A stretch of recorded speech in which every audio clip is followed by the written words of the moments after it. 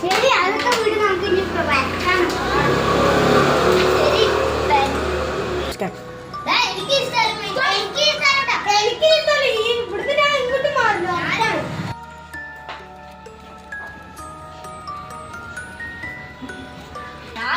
ചൂടെടുക്കലടാ, ഉള്ളി പോയാലോ?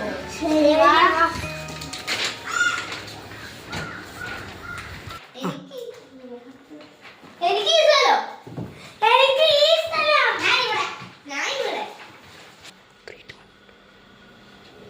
ഞാൻ ഇപ്പൊ വെള്ളം കുടിച്ചിട്ട് വരാം.